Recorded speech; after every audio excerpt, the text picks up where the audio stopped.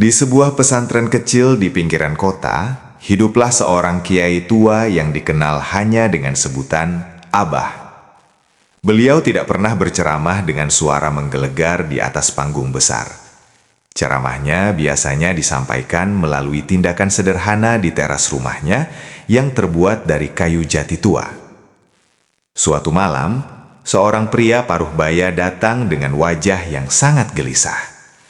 Pria ini adalah orang terpandang, namun matanya memancarkan kesedihan yang dalam.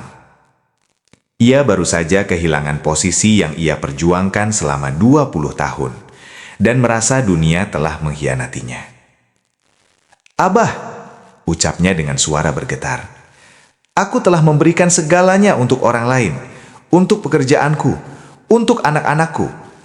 Tapi sekarang saat aku jatuh, tidak ada satupun yang menoleh. Kenapa hidup ini begitu tidak adil?" Abah tidak langsung menjawab. Beliau mengajak pria itu ke dapur.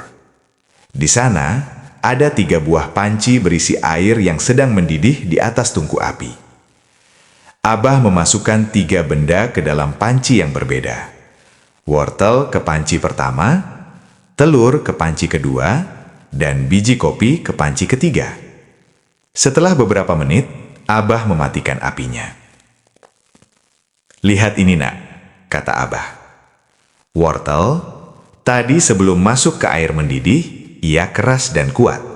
Tapi setelah kena panas, ia menjadi lembek dan hancur. Telur, tadi ia rapuh, hanya dilindungi cangkang tipis yang mudah pecah. Tapi setelah kena panas, isinya menjadi keras dan kaku. Biji kopi, ia unik. Ia tidak hancur seperti wortel, tidak juga mengeras seperti telur. Justru ia mengubah warna dan aroma airnya. Ia menciptakan sesuatu yang baru dari tekanan itu. Abah menatap pria itu dengan lembut. "Saat ujian datang menghampirimu, kamu ingin menjadi yang mana? Menjadi lemah dan menyerah seperti wortel? Menjadi dingin dan keras hati seperti telur? Ataukah menjadi seperti kopi yang justru menggunakan panasnya ujian untuk mengeluarkan aroma terbaik dan mengubah keadaan di sekitarmu menjadi lebih baik?" Pria itu terdiam, tapi hatinya masih merasa perih. "Tapi Abah, egoku sakit. Aku merasa tidak dihargai." Abah kemudian mengambil sebuah teko berisi teh dan mulai menuangkannya ke dalam gelas milik pria itu. Air teh terus mengalir hingga gelas itu penuh, namun Abah tidak berhenti. Air meluap ke meja, membasahi kain, dan menetes ke lantai. "Abah, berhenti! Gelasnya sudah penuh, tidak bisa masuk lagi!" teriak pria itu. Abah meletakkan tekonya. "Sama seperti gelas ini, Nak. Hatimu sudah terlalu penuh dengan dirimu sendiri, penuh dengan kebanggaanmu, penuh dengan keluhanmu, penuh dengan aku dan milikku. Bagaimana nasihat atau kedamaian bisa masuk jika tidak ada ruang kosong di sana?" Nasihat spiritual: kosongkan dulu gelasmu. Sadarilah bahwa semua yang kamu miliki hanyalah titipan, bukan milik. Rasa sakit itu muncul karena kita merasa memiliki sesuatu yang sebenarnya bukan milik kita. Saat fajar mulai menyingsing, Abah mengajak pria itu berjalan ke kebun belakang. Beliau menunjuk 2 pohon yang berbeda. Satu pohon besar yang rimbun tapi daunnya banyak yang rontok terkena angin semalam.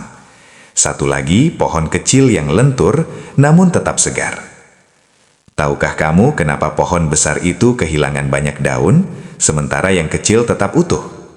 Pria itu menggeleng. "Karena pohon besar itu terlalu kaku. Ia mencoba melawan angin. Sedangkan pohon yang kecil, ia menunduk saat angin bertiup kencang. Ia tidak sombong menghadapi kekuatan alam. Ia tahu kapan harus sujud." Abah melanjutkan, "Banyak orang menderita karena mereka lupa cara sujud. Bukan hanya sujud secara fisik, tapi sujudnya hati. Menerima ketentuannya dengan ridho. Jika kamu ridho pada takdir, maka takdir akan membawamu pada kedamaian. Jika kamu membencinya, takdir tetap terjadi, tapi kamu hanya mendapatkan lelah dan luka." Pria itu pulang saat matahari mulai terbit.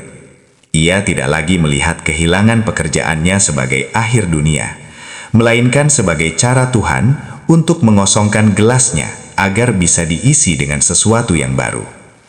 Ia menyadari bahwa ujian bukan untuk menghukum, tapi untuk membentuk. Respons adalah kunci.